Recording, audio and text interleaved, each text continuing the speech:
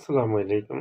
যে যেখান থেকে শুনতে পারছেন, আপনাদের সকলকে অ্যা গেছে শনিবার অর্থাৎ বিগত শনিবারে যেই ঈদুল ফিতর চলে গিয়েছে।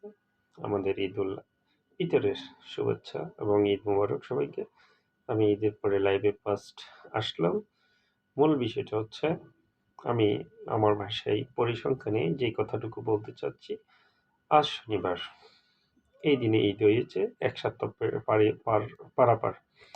কিন্তু আজকে এখানে একটি সামাজিক বিষয়, সামাজিক কথা, সেটুকু না বললেই নয়।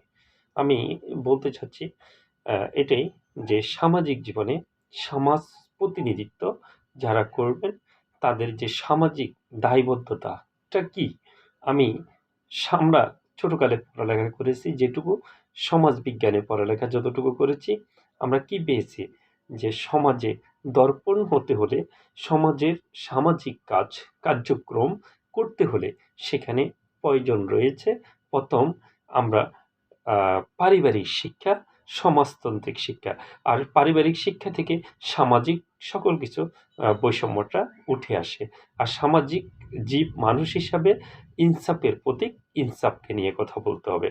আমি আমার বাড়ির এলাকার প্রতিবেশী এবং বাড়িওয়ালা, আমার আত্মীয়স্বজন, আমার পাড়া মহল্লা, আমি সকল সমাজের প্রতি শ্রদ্ধা, সম্মান রেখে আমি সকলকে আন্তরিক মোবারকবাদ এবং রেখে যে কমিটি কিংবা আপনারা যে এই আয়োজনটুকু করেছেন সামাজিক জীবনের জন্য, আপনাদের উদ্দেশ্য নিয়ে কথাটুকু বলা এবং এটা দিয়ে যদি বাংলাদেশের মানুষেরও যদি কিছু উপকারিতা হয়ে থাকে, সেখানে আমি অত্যন্ত গর্ববোধ করব না। এটা গর্ব করাটা কোনো প্রকারে উচিত নয় আমার কারণে। যদি একজন মানুষ যদি সচেতন হয়, সেটাকে আমি প্রাউড ফিল করি। আল্লাহর উপরে ভরসা রেখে, যে আল্লাহর উপরে তাওয়াক্কাল রেখে, আল্লাহর উপর সন্তুষ্ট রেখে আমি আল্লাহর কাছে মাথা নত করি। ও আল্লাহ, আপনার কারণে আমি সম্মানিত। আলহামদুলিল্লাহ। তো যাই হোক, আমি সামাজিক বিষয় এই কথাটুকু সবাইকে লক্ষ্য, প্রস্তুতি এবং বিষয়টা নিয়ে কথা বলতে, আপনারা সামাজিক জীবনে যতটুকু কাজ করবেন সেটা অবশ্যই ভালোভাবে করতে হবে। সেটা আইনের ঊর্ধ্বে নয়, আইন বহির্বিষ বিস্ফোরণ। আপনারা মনে হচ্ছে সমাজে কারো ক্ষতি হচ্ছে কিনা সেই ক্ষতিটুকু দেখার জন্য আইন প্রশাসনে না গিয়ে, যদি কোর্ট কাছারি খুব একটা ভালো জিনিস না, এইখানে না যাওয়ার জন্য সামাজিক একটা ব্যাপার, পল্লী উন্নয়ন সরকার, এটা বিগত যুগ আমল থেকে, এটা এরশাদ সরকারের পরে জিয়াউর রহমান করেছিলেন, এরশাদ সরকারের পরে এটা এখনো চলমান রয়েছে। তবে কিছু বৈষম্য এবং ইনসাফ, কিছু যেটাকে আমরা পার্লামেন্টের যে সংবিধান যেটা রয়েছে, তার জন্য একটা সমাজতান্ত্রিক একটা মন্ত্রণালয় রয়েছে, যে মন্ত্রণালয়টা সামাজিক ব্যাপারটা দেখবে, সেই মন্ত্রণালয়ের সামাজিক একটা রিপোর্ট রয়েছে।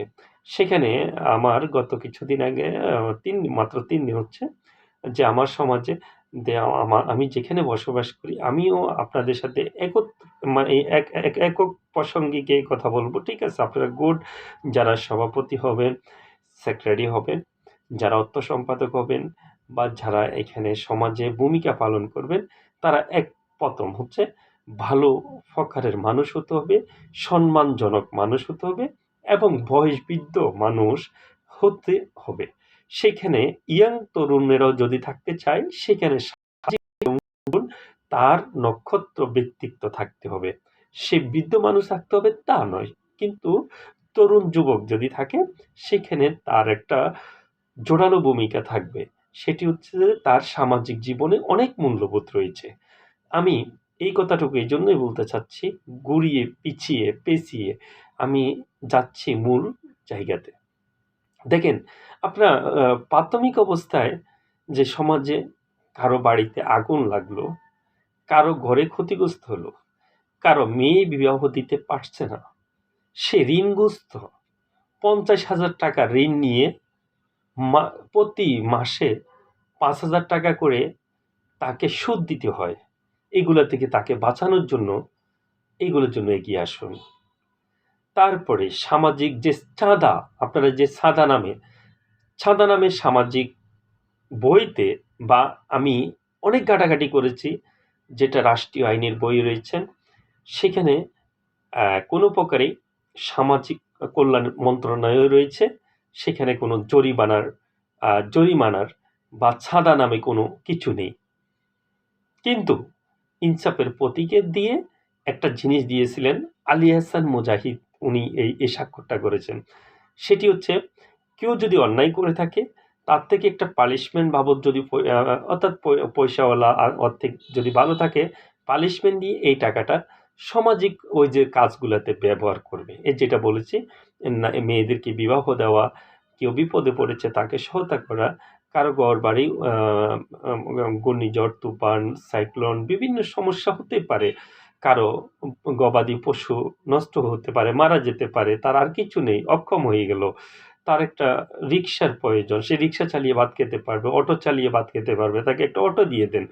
অনেক বেশি চুরি করে, অনেক বেশি খারাপ মিথ্যে কথা বলে, এইসব সন্তানগুলোকে ভালো পথে আনার জন্য তাকে কি একটা কর্ম দেওয়া যায়, কি কাজ তাকে দিলে ভালো হবে, সেই পথটুকু বেছে নেওয়া দরকার। সে কেন চুরি করে, এলাকায় সমাজে কেন চুরি করবে বারবার, এগুলোর প্রতি একটু লক্ষণীয় বিষয় নজর দেওয়া দরকার। তো আমি আমার বিষয় একটু যদি লড়ি ছড়িয়ে বসি, আমি সেখানে যাচ্ছি। আপনারা প্রথম শুরুতেই নায়ের পক্ষে হায়ের পক্ষে আমাদের বড় ভাই একজন ডিক্লেরেশন করেছেন, আলহামদুলিল্লাহ, এটা সৌন্দর্য। কিন্তু আসলে না এবং হার পক্ষে সমাজের যে আগে লিখিত বদ্ধ যারা রয়েছেন, তাদেরকে আগে যারা সমাজপতি রয়েছেন তারা অপমান হয়েছে, কেননা তারা আগে সমাজে তুলে দিয়েছেন কোনো চাঁদা, মেয়ের বিয়েতে চাঁদা তোলা যাবে না, সমাজ উন্নয়ন করার জন্য যা যা প্রয়োজন, এই যে একটা খাটিয়া প্রয়োজন হয়েছে, আল্লাহর যে কোনো একজন বান্দা খাটিয়াটুকু যে কোনো কারণবশতিতে এসে গেছে, একটা মসজিদ রয়েছে, মাদ্রাসা রয়েছে, ঈদগাহ রয়েছে, কবরস্থান রয়েছে, এগুলার উন্নয়নের জন্য কি কি প্রয়োজন, মাটির প্রয়োজন, মাটি ভরাট করার জন্য কত টাকা প্রয়োজন, এটা সমাজে সকলে উঠিয়ে সেখানে দানশীল ব্যক্তিরা অনুদান দিবেন। আর যার পক্ষে সম্ভব না ১ টাকাও দেওয়া, তার থেকে দিতে হবে বাধ্যগত, এই সমস্ত কোনো সামাজিক কার্যক্রমে পড়ে না। এবং বিগত আমলে যারা সমাজ প্রতিনিধি এবং উপদেষ্টাগণ বা সমাজকে উপদেষ্টা বানিয়েছেন, সেক্রেটারি, সভাপতি বানিয়েছেন, কেউ কাউকে মানতেছে? মানতেছে না। তাহলে সেই সমাজের মূল্য নেই। তাহলে এবার আসেন, যার মেয়ে কিংবা ছেলে চলে যাবে কোথায়? চুরি করে বিয়ে করলো। আচ্ছা, সে চুরি করে যাইয়া যদি একটা কর্ম করে, তাকে কর্ম দিতে পারবেন না। সে চুরি করে গিয়ে একটা মেয়েকে বিবাহ করলো, সে বিবাহ করার যোগ্যতাও নেই, অর্থাৎ টাকাও নেই। যাই হোক, যে যে কোনো কারণে করে ফেলতে পারে, তাহলে তাকে ২০,০০০ টাকা জরিমানা দিতে হবে এবং এলাকায় ঢুকতে হলে ২০,০০০ টাকা, ২০,০০০ টাকা, এটা চিৎকার দিয়ে দিয়ে কথাটা বলা হয়েছে। এটা আমি ধিক্কার জানাই, ন্যাক্কারজনক ঘটনা এটা। ২০,০০০ টাকা কোনো আইন, সরকার, কোনো কিছুতে নেই। এটা আইনের বাইরে কথা বলেছেন। এটার জন্য সরকার যদি, পল্লী উন্নয়ন সরকার যদি সমাজ কল্যাণ মন্ত্রণালয় জানতে পারে, আপনাদের বিরুদ্ধে আজকে মামলা হয়ে যাবে। এবং আপনাদেরকে আইন প্রশাসন এই মামলায় আপনাদেরকে টেনে হেঁচড়ে নিয়ে জেলে প্রেরণ করার অধিকার রয়েছে আইন প্রশাসনের। Be careful. কারো মেয়ে চলে যাবে, কারো ছেলে চলে যাবে, সেটা বাবা কিংবা মা দায়বদ্ধ নয়। কেননা সেখানে দায়বদ্ধ যদি বাবা কিংবা মা যদি হয়ে থাকে, কোনো মা কোনো সন্তানের খারাপ চায় না, কোনো বাবাও সন্তানের খারাপ চায় না। তাহলে সেই সন্তান যদি অথরাইজ করে থাকে, সেটার জন্য বিচার, আইন রয়েছে, প্রয়োগ রয়েছে। আপনারা না পারলে সর্বোচ্চ আইন কাঠগড়ায় সেখানে দাঁড় করাবেন। আর যদি আপনারা সলভ করে দিতে পারেন সামাজিকভাবে, সেটি হচ্ছে সুন্দর। আর সে যে পাসারটুকু আপনারা করবেন, যখন ২০,০০০, সেও একটা মেয়ে চলে গেল, ২০,০০০ টাকা, বা একটা ছেলে চুরি করে বিয়ে করলো, মেয়েটাকে নিয়ে ঘরে নিয়ে আসলো, ২০,০০০ টাকা জরিমানা করলেন। এই ২০,০০০ টাকা যখন তুলতে যাবেন, ওই ছেলে রক্তপাত ঘটাবে নিশ্চিত, ধরে রাখেন। আপনাকে হিংসাত্মক আচরণ করবে, আপনার সাথে এমন আচরণ করবে যেটা আপনি সামাজিকভাবে হেয় প্রতিপন্ন হবেন। আমি এইটুকু, সামাজিক যারা সভাপতি, সেক্রেটারি বা সমাজ প্রতিনিধিত্ব থাকবেন, কিন্তু তারা এই সমস্ত কাজগুলা করবেন না। হ্যাঁ, আর ৫,০০০ টাকা প্রতি বিয়েতে দিতে হবে। কেন দিতে হবে? আপনার একটা বিবাহের মাধ্যমে একটা বর যতটুকু তার তৌফিকে ইল্লা বিল্লাহ, তাওফিকে ইল্লা বিল্লাহ। যাই হোক, আমার ভুলটি হতে পারে এখানে, কথার মিস্টেক। কিন্তু তাওফিকে ইল্লা বিল্লাহ ৫,০০০ টাকা না, ৫০০ টাকাও দিতে পারে, ৫,০০০ও দিতে পারে, তা তৌফিকে কুলাইলে সমাজের জন্য, একটি সামাজিক কাজের জন্য ১০,০০০ টাকা অনুদান দিতে পারে। যেমন ঈদের দিন ঈদ জামাতে ১০,০০০, ৫,০০০ যারা দিয়েছে, ১০,০০০ করে, ২০,০০০ করে, যে টাকা, এসির টাকা লাগবে, ওইটার টাকা লাগবে, হ্যাঁ, টাইলসের টাকা লাগবে। তো যারা দিয়েছে তাদেরকে আপনারা একটা ডাকে সাড়া দিয়েছে হুজুর, মিম্বার সেই ডাকে দিয়েছে, টাকা উঠেছে। তাহলে তো এই সামাজিক কাজে কেউ মসজিদ, মাদ্রাসা, এতিমখানা, হেফজখানা, যে সমস্ত আমরা বলে থাকি, সকালবেলা মুক্তবটুকু যে কোরআনের এখন উঠে গিয়ে, সকালবেলা শিক্ষা একেবারে উঠে গিয়েছে, সে মুক্তব পড়ে রয়েছে। অথচ লক্ষ লক্ষ টাকা দিয়ে আমার এক বড় ভাই যে মুক্তব করে দিয়েছেন, যে আমরা মাটির মুক্তবে বসে পড়েছি কোরআন শরীফ, আর এখন বর্তমান সন্তানেরা উপরে পাকা লাইট, ফ্যান, নিচে লাল গালিচা, এবং কোরআন সুন্দর পড়ার জন্য সুন্দর একটা পরিবেশ সৃষ্টি করে দিয়েছেন, সামনে পাকা যে বৃহৎ আকারে জায়গা করে দিয়েছেন, জানাজার জায়গা করে দিয়েছেন, জমি ক্রয় করে দিয়েছেন।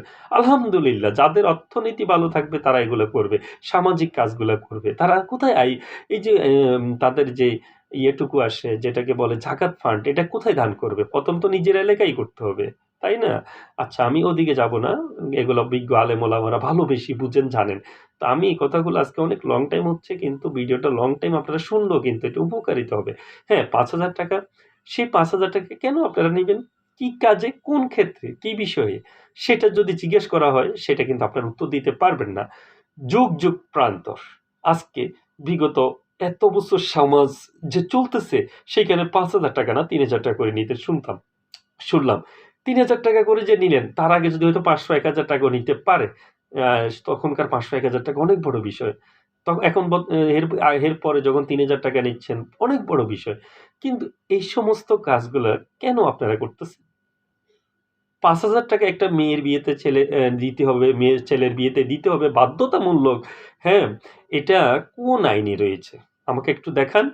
আমি বিজ্ঞ শিক্ষিত, যারা এই সমস্ত সুশিক্ষিত ব্যক্তিরা আইনে সমাজে আসছেন, আজকে যদি আমাদের বিজ্ঞমান যেসব লোকেরা আপনাদের পাশে শুয়েছিল, হাজার হাজার মানুষ ওই কবরস্থানে শুয়ে আছে, সব শক্তিশালী সমাজের দর্পণ এবং সমাজের নক্ষত্র ব্যক্তিরা শুয়েছিলেন, আর ওনারা ওই কবরস্থান থেকে শুয়ে শুয়ে দেখতেছে আমাদের আওলাদেরা, দেখেন কি করতেছে, কবর থেকে হাহাকার করতেছে। আমরা হয়তো বা মাটির নিচে, ৩.৫ হাত মাটির নিচের অবস্থান জানি না কি হচ্ছে, কিন্তু ওনারা আমাদেরকে সবকিছু দেখতে পাচ্ছেন বা দেখতেছেন।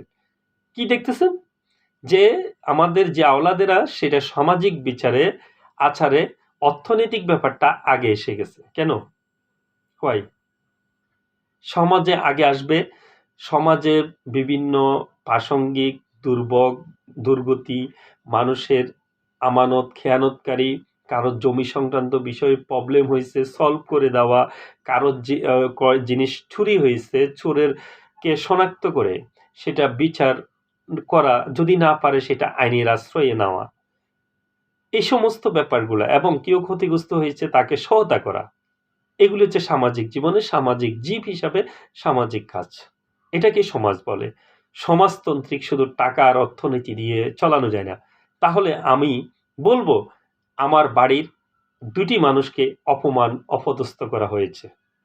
একজন হচ্ছে যিনি সভাপতি কিংবা সেক্রেটারি হতে চাচ্ছেন বা হয়েছেন, আপনারা নাম দিয়েছেন আমার বাড়ির নক্ষত্র ব্যক্তি হিসেবে।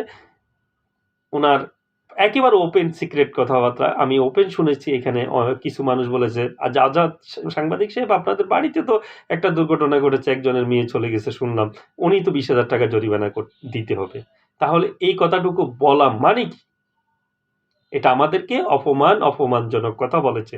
অথচ মসজিদ, মাদ্রাসা, মুক্তব, এই যে জায়গায় ক্রয়, যে কবরস্থানের সংস্কার, যাবতীয় যা কিছু করার প্রয়োজন, অধিকাংশ জালালউদ্দিন মুক্তার বাড়ি থেকে হয়েছে, অর্থাৎ মাওলানা শামসুদ্দিন সাহেবের অবস্থান থেকে হয়েছে, অর্থাৎ খায়ের বক্স ভূঁইয়া বাড়ির আওলাদদের রয়েছে সেখানে।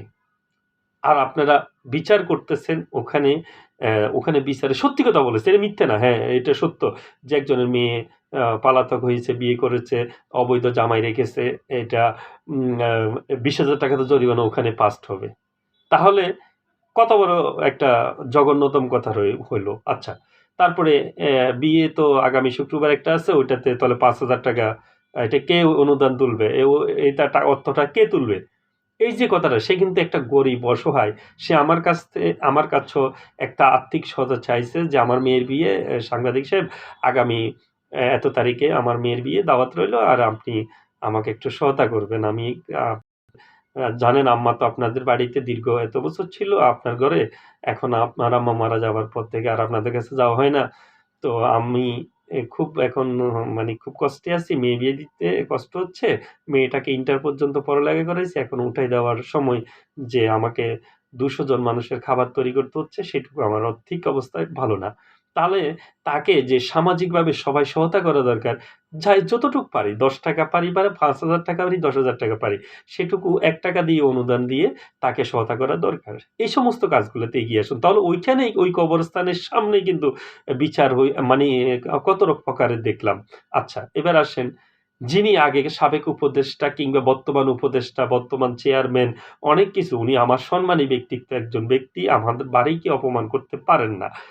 উনি নিষেধ করে দিয়েছেন সামাজিক কোনো চাঁদা তোলা যাবে না কোনো মেয়ের বিয়েতে। যদি স্বইচ্ছে মসজিদ মাদ্রাসার জন্য, কবরস্থানের জন্য, ঈদগাহের জন্য যদি কেউ বিয়ের সাথী থেকে যদি কিছু অনুদান দিয়ে থাকে, সেটুকু উনি গ্রহণ করবে, সেটুকু ব্যয়ও করবে সামাজিক যারা রয়েছে তারা ওই সমস্ত অবস্থানে। তো সুতরাং সুন্দর কথা, ভালো কথা, যেটা উঠে দেওয়ার পরে ওনাকে আবার অপমান করা হচ্ছে। ওনার না, সমাজে চাঁদা না তুললে তো কোনোদিন বিয়ে শাদী অনুষ্ঠান এগুলাতে টাকা না তোলা হলে, হ্যাঁ, এগুলা বিচ্ছিন্ন একটা ঘটনা ঘটবে। কোথায় থেকে কে দিবে? মানে এই সমস্ত কথা উঠেছে। তাহলে যেই সমাজপতি হয়েছে তাকে অপমান করলেন। অথচ আমি ২ বছর আগে, ১ বছর আগে আমি এই সমস্ত কথাগুলো যখন বলেছি, আমাকে অনেকে হেয় প্রতিপন্ন হিসেবে কথা বলেছেন। আমার সাথে অত দ্বিমত প্রসঙ্গ করেছেন, এবং আমি সেটাকে লজ্জাবোধ অর্থাৎ করেছি। কিন্তু আমি সেটাকে পিছনের দিকে এত বেশি টানাটানি করিনি। কেননা আমার প্রয়োজন নেই। কিন্তু আমি সামাজিক মানুষ হিসাবে, আমি সামাজিক জীব হিসাবে, আমি সমাজের প্রতিনিধিত্ব যদিও না হয়ে থাকি, আমি সমাজের মানুষ, আমি একই পাড়া মহল্লার মানুষ। আমি একটা কথা বলার তো অধিকার রয়েছে। সেই বিষয়ে আমি অধিকারটুকু এখানে খাটালাম, এবং ওখানেও কথা বলেছি ইনস্ট্যান্ট। ওই হাউসে সব কথা বলা যায়নি বিধায় কিছু কথাগুলো আজকে উপস্থাপন করে রেকর্ডনামা হিসাবে রাখলাম। এটাই। আর দ্বিতীয় কথা হচ্ছে, লাস্ট মুহূর্তে যে গান বাজনা সম্পূর্ণ নিষিদ্ধ। আলহামদুলিল্লাহ, এটা যদি নিষিদ্ধ হয়ে থাকে, এটা লাস্ট মুহূর্তে লেট মি ফিনিশ, এটা সুন্দর একটা সুব্যবস্থার কথা। আমি আমার বোনের বিয়েতে ঢোল ডাব্বা পিটিয়েছি, গান বাদ্য করেছি। মিথ্যে কথা নয়, সত্য। কারণ আমি অজ্ঞ ছিলাম, আমি জানতাম না, আমি স্টুডেন্ট ছিলাম। আমি যখন জানতে পারলাম, এখন যদি আমাকে বলে আমার অর্থাৎ আমাকে যদি কেউ যদি বলে যে ৳১,০০,০০০ দেব যে দোল ডাব্বা পিটানোর জন্য, গান বাজনা করার জন্য, আমিও তো সেটার বিরুদ্ধেও কথা বলব। এটা হচ্ছে পারিবারিক শিক্ষা। আমার বাবা যদি বেটো দেয় যে, "বাবা, এই সমস্ত কাজ করা যাবে না। যেটা সমাজের ক্ষতি হচ্ছে, অনেক অসুস্থ, ঘুমেরও ক্ষতি হবে। অনেকের এটা আল্লাহ রসুলের বিধানে নেই, ওইটা ক্ষতিগ্রস্ত। এটাকে এটাকে আল্লাহ পাক রাব্বুল আলামিন মাফ করবে না। সম্পূর্ণ গুনার বাগী। সেখানে আমি তো ডোল পিটতে যাব না।" তাহলে আমার সামাজিক পরিবার থেকে এসে যাবে। আমার যে জ্ঞানটুকু আমার পরিবার থেকে এসে যাবে। যখন আমার পরিবার নিষেধ করবে, আমি তো এই কাজ করব না। সুতরাং আমি যখন আমার পরিবারকে নিষেধ করব, আমার পরিবারও সেটা করবে না। তো সুতরাং এই বিষয়টুকু সুন্দর। কথাটুকু, যে আরমান ছেলেটা গ্রাম অগ্রণী ব্যাংকের একজন আমি ছেলেটাকে খুব বেশি সেলুট করি তোমাকে। ধন্যবাদ ভাই। তুমি সুন্দর কথাগুলো উপস্থাপন করেছ। প্রত্যেকটা যৌক্তিক এবং লজিক নিয়ে কথাগুলো বলেছ। এই ধরনের সমাজে যদি ১০ জন ছেলে থাকে, এই ধরনের আমানুল্লাহ ভাই রাসেল, ওনার মতো যদি ১০ জন ছেলে থাকে ওই সমাজে, হ্যাঁ, এই ধরনের আরো কয়েকটা নাম না বললাম, আমি সবার নাম তো জানি না। রকুন উদ্দিন সাহেব, উনি একজন সমাজ প্রতিনিধি। ওনার মতো ব্যক্তিত্বরা যদি সমাজে থাকে, তাহলে ওই সমাজ কখনো ক্ষতিগ্রস্ত হবে না। আর যদি ওই কাকের মতো কিছু লোক, উই পোকার মতো কিছু লোক, ষাঁড় পোকার মতো কিছু লোক যদি ঢুকাইতে চান, ওই যে টাকা করে ওই যে আমাদের আমি ল্যাট্রিন ফিনিশ করব পশ্চিম পাশে জলদাস বাড়িতে আমি নিজে জানতাম না, আমি যে যেখানে জন্মস্থান, এত বড় বাড়ি, আমি জীবনে জন্মগ্রহণ করেছি, আমি জলদাস বাড়িতে কখনো ঢুকা হয়নি, আমি জানি না, আমি জানতাম না।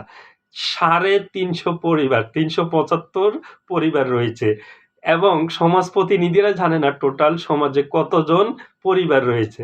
আচ্ছা, পশ্চিমে জলদাস বাড়ি, আবার তার পাশে রয়েছে দাসবাড়ি, তার পাশে রয়েছে একটু দক্ষিণে বড়ুয়া বাড়ি এবং উত্তর দক্ষিণে রয়েছে আপনার বড়ুয়া বাড়ি এবং একেবারে পাশাপাশি সমাজের পাশাপাশি রয়েছে দাসবাড়ি। আবার পূর্বতে রয়েছে পূর্ব অংশে বড়ুয়ার পাড়া। আবার একেবারে যেখানে আলেম ওলামাদের, বিজ্ঞ আলেম ওলামাদের একটা জায়গা, একজন অলির মতো মানুষ, যেখানে কাজিরহাট মাদ্রাসার পাশে জলদাস বাড়ি বসিয়েছে। কত বড় নির্লজ্জ বেহায়া হলে আমাদের সমাজে যে মুসলিম নামে নামধারী কিছু মানুষ থাকতে পারে। সে একেবারে গা ঘেঁষানো, শুধু মাঝখানে একটা রোড, এই পাড়ার মাদ্রাসা, এই পাশে জলদাস বাড়ি। আর জলদাস বাড়িরা যখন ডং ডং ঘন্টা বাজায়, তখন কি এই ব্যবস্থাটুকু বৃহৎ আকারে, এই জলদাস বাড়িটা দিন দিন বড় হচ্ছে, তো তখন একটা হাঙ্গামা এবং দাঙ্গা হতে পারে। ভবিষ্যৎ প্রজন্মরা এগুলো হবে, এগুলো নিশ্চিত হবে, কোনো সন্দেহ নেই, এগুলো নিশ্চিত হতে থাকবে। কিন্তু তার আগে যখন মাদ্রাসার ছাত্ররা বেটো দিবে, তখন ওরা বেটো দিবে, ওদেরটা এরা বেটো দিবে, তখন একটা হিন্দু মুসলমান কিংবা জলদাস কিংবা দাস কিংবা নাপিত যোগী যেটাই বলি থাকি, কিন্তু আমাদের চতুর্পাশে সমাজে এইটুকু। তবে মুসলিম যারা রয়েছে দুইটা পার্টে, কেউ রয়েছে একটা অংশ রয়েছে বাপনা পুকুরকে সংস্কার করতে হবে, সবকিছু বাপনা পুকুরে চলে যেতে হবে। এটা হচ্ছে বাপনা পুকুর আংশিক সাংবিধানিক একটা সংগঠন এবং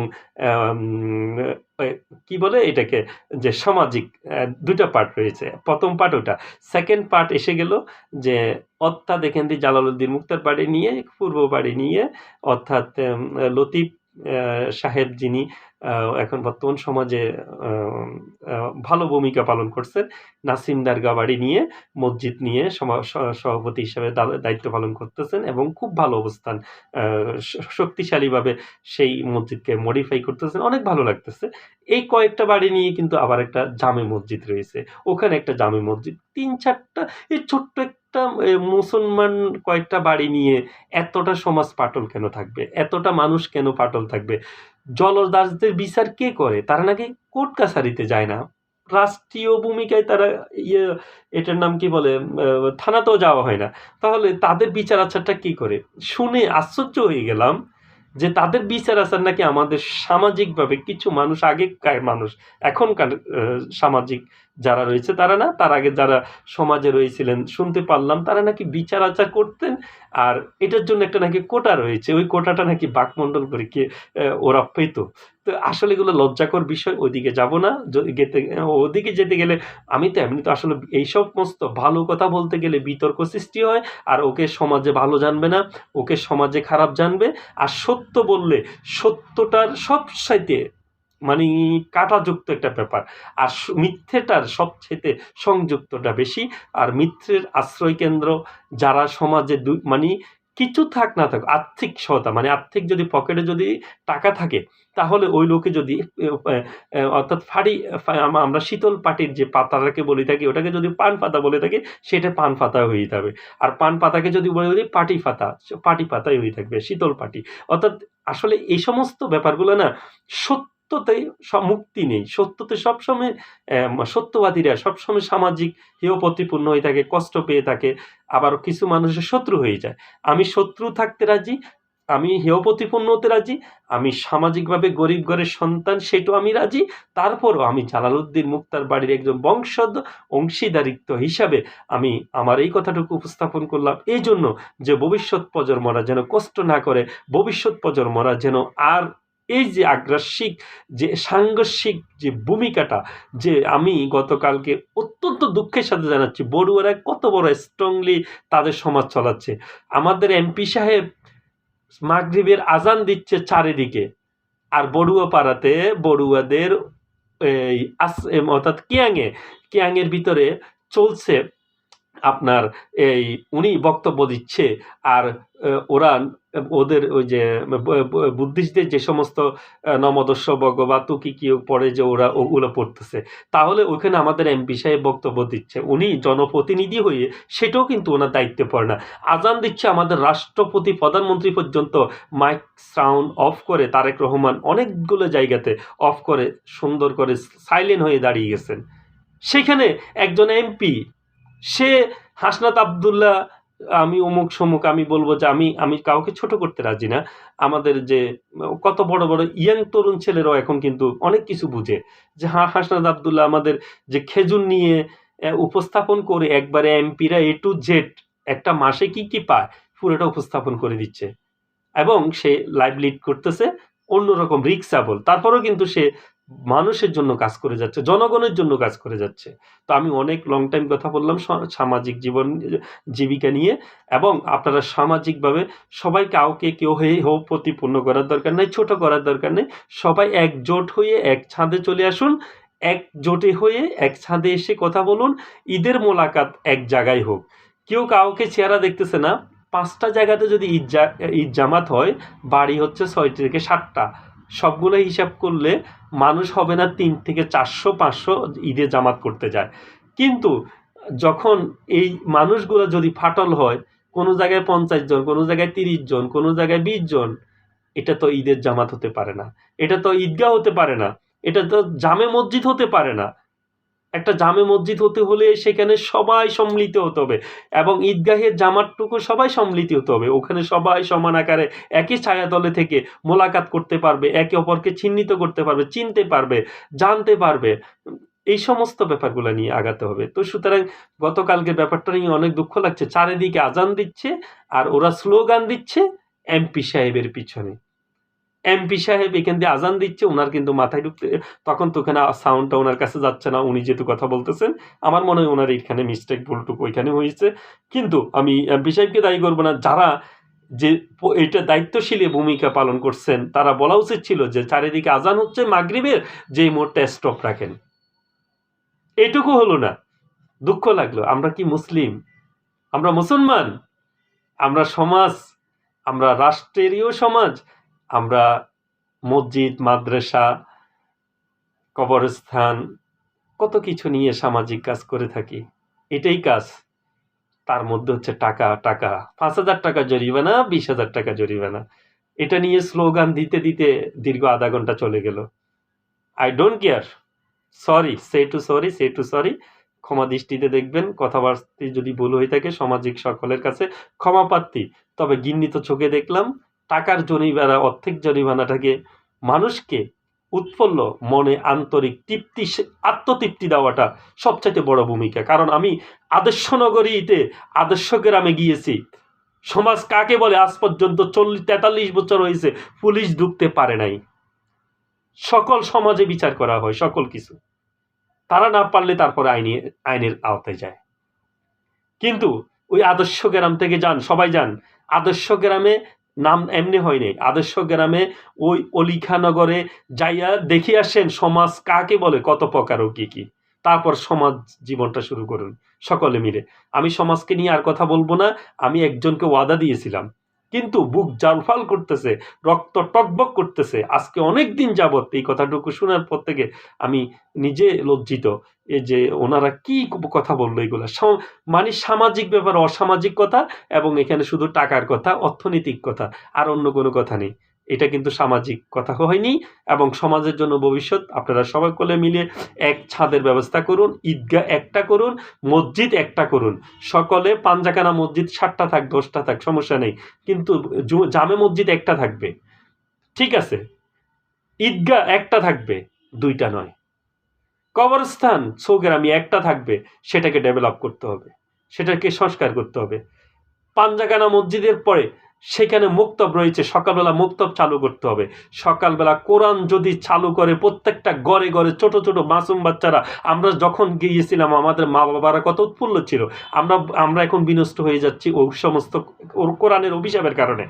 কোরআনে যখন সকালবেলা ওখানে আমাদের মাদ্রাসার নিচেও কোরআন শরীফ পড়তে পারে, বড় কাছারি রয়েছে, সেখানেও সুন্দর পরিবেশ রয়েছে, সেখানেও সকালবেলা কোরআন পড়তে পারে। সকলে মিলে ছোট ছোট মাসুম বাচ্চাদেরকে কোরআন বাধ্যতামূলক করা হোক।